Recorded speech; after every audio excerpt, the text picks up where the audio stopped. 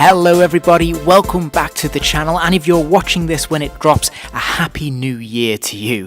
Today I'm going to be covering the last of the McFarlane DC Multiverse Batman Forever figures, which is actually the Batman Forever Batmobile, which comes with the complimentary Alfred Pennyworth figure. Now, this has been on the shelves for a little while now, so if you're wondering why it's taken so long to catch up to this, well, part of the reason for that is because I saved it as a Christmas present to myself. As soon as this was announced, this became one of the most anticipated releases of 2024 for me, and I was keen to make sure that I saved the moment, and so I saved it for Christmas. So I'm finally going to be able to give you my thoughts on the Batman Forever Batmobile, and as ever, we'll start off by taking a look at this elongated, oversized packaging. Now, I'm not a huge fan of the DC Multiverse branding. It tends to be an awful lot of black space that kind of disappears into nothing really, and I always feel like it's a missed opportunity to have some really nice artwork. However, the Batmobiles, and this Batmobile in particular, is actually quite colourful and takes up a lot of that space, and I think they've done a really nice job with the gloss against the matte, so this really stands out. Plus, we have the Batman Forever logo there as well, and of course we have the image of Alfred, so this actually is quite presentable. It's still a little dull in terms of the black space that we see, but all in all, this is quite fun. You can still put this on display. Now, sadly, don't do an awful lot when it comes to the side panels. It kind of is just replicating what we see elsewhere in the packaging, so it's kind of the same images over and over again. But as I said, it's fairly presentable, and it looks pretty good on the shelf if you can squeeze it in there. As we've come to expect from the 7-inch scale Batmobiles, there is a little bit of assembly required when it comes to the fins, and the Batman Forever Batmobile is no different. You have to put on each of these 3 fins. Now, the biggest fin here is really gigantic, so much so that I can't actually fit it on screen at this angle, but if we flip it over, you can see a little bit more of it, but still not the entirety.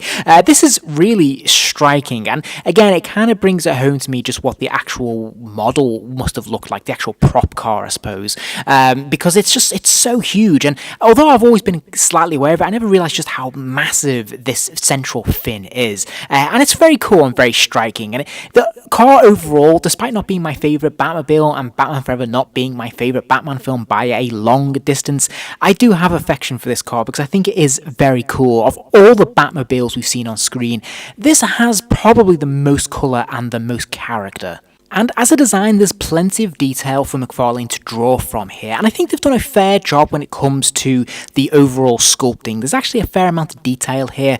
Where this vehicle lacks a little bit is in terms of the textures they've used, because this feels very matte, and it feels, for the most part, one tone, and it does have a very plastic feel to it, which is unfortunate, but nevertheless, the sculpt itself is pretty good. And if we look at the tyres, there is at least rubber on the tyres, and of course, the wheels do move as you would hope and expect. But there's little things missing here. We can see that there's a little bit of gloss paint on the sort of fender there, and a little bit of silver as well, which is a nice touch, and I just would have liked to see a bit more of this elsewhere. You may also notice that the headlamps are sadly blacked over. They're just matte black plastic, and I really feel as though they should have lit up as well, because as we'll see shortly, this vehicle does light up and have sound effects. But before we look at the light effects, the last little detail I want to look at here is the exhaust, which is absolutely gigantic, and it is nice that they've used a very metallic silver here for the plastic, but again, it feels like there's a little bit of detail here that could have been drawn out with a nice wash. There's no washes on this vehicle, and it would have made all the difference in terms of drawing out some of the detail, because there's such a lot of detail here,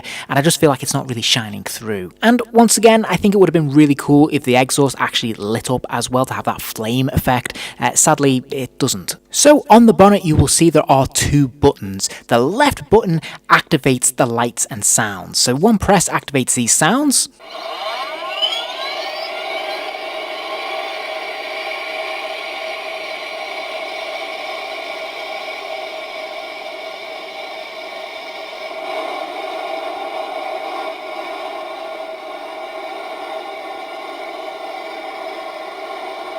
And the second press just activates the lights. And when it's lit up, I have to say, it's pretty impressive. They must use fairly powerful lights in these because, you know, it really does shine out. Now, of course, I'm videoing this in the daylight, so it's not quite as strong as it would be at night, of course, but nevertheless, you can get a fair impression of how bright this is actually going to be in the evening. And I absolutely can vouch for that. When this is in a darkened room, it absolutely lights it up. And the cool thing about it is that it actually lights up from the actual central bonnet, so it comes out through the ribcage, but also comes out through the wheels and into the cockpit as well. well. And I have to say that this cockpit is a huge step up from the 2023 Batman 1989 Batmobile, because we see a lot more detail here in terms of the stickers and transfers they've applied to the dashboard. So there's a lot more detail and it just looks a lot more interesting. However, sadly, like the 1989 Batmobile, this is just a one-seater, but if you click that right-hand button, then of course the hood does lift off and you can seat your Val Kilmer Batman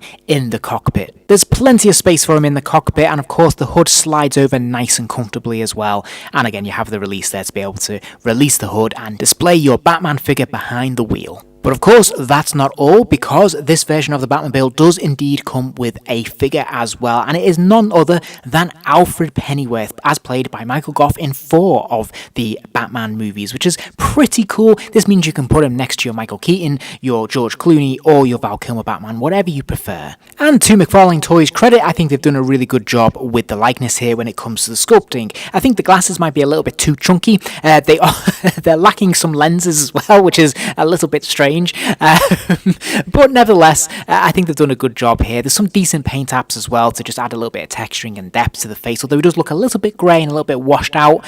It doesn't look entirely well, but hey, you could pretend it's Alfred from Batman and Robin, where he indeed is not particularly well in that film.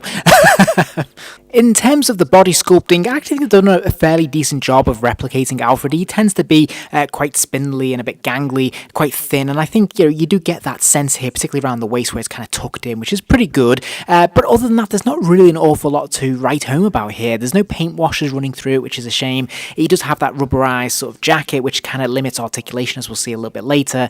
And I kind of wish they'd gone for the bow tie, the dicky bow, rather than the tie. But I'm nitpicking here. All in all, I mean, this is perfectly serviceable. It's just not particularly exciting, and that carries on throughout most of the figure. Articulation-wise, he does have a ball joint at the top of the neck, of course, so that head will rotate all the way around, although mine is a little bit stiff because it is brand new, and it will tilt from side to side a little bit as well. Not a huge range, but decent enough. It can also nod up and down, but again, not massive amounts of motion here. He's got ball joints in the shoulders, which will lift up and out. There is a swivel at the bicep and a double joint at the elbow, allowing that hand to go all the way back and touch his head there, which is pretty nice. Now, in terms of the wrist, it is that horrible McFarlane Toys ball joint, which I'm not a huge fan of. It's kind of a weird thing. It will spin all the way around, and it will hinge forwards and backwards, sort of, just about. But it's a little bit unruly, and it doesn't work particularly well for Alfred here. Definitely struggling, as you can see. Now, there's some kind of articulation in the waist, but I can't really tell you what it is because it's covered by the jacket. He can move from side to side, so I'm guessing there's a swivel here, but when it comes to leaning left and right, there's not a lot going on, and when it comes to bending forwards and backwards, forget about it, it's not happening. He does have a hinge at the hips, so his legs can kick out to the side, thankfully, and the legs can also kick forwards and just about go back a tiny amount, not much really, but a little bit. There's another double joint this time at the knee. Of course, that lower leg will kick all the way back, which is great, and then there's an ankle pivot there, allowing the foot to hinge forwards and backwards ever so slightly and kind of rock from side to side. Not a huge amount, but of course it will swivel from side to side easily enough. And then finally, we actually have a little bit of toe articulation as well. And that's largely all there is to say about Alfred. There are no accessories or other bits and pieces. To be fair, Alfred is the accessory, really, when you think about the Batmobile as a whole. So I think it's a really cool little fun extra. I'm glad they included him and put him in, and I think it does make this a really attractive package all round. So for me, I'm going to give this 4 stars because I think it's a really cool Batmobile. I think they've done a really good job with the overall presentation. I love that they've taken this up a notch in terms of what they're offering collectors now. I think they learned from the 1989 Batmobile, and they've just added a little bit more pizzazz to it. So I really love that this lights up. I like that it has sounds.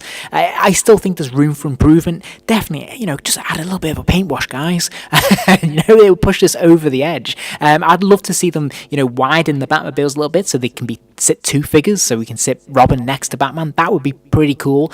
Likewise, I think it's great that we have the Alfred, obviously, a very important character that we see across 4 of these films, so it's great to finally have him represented here.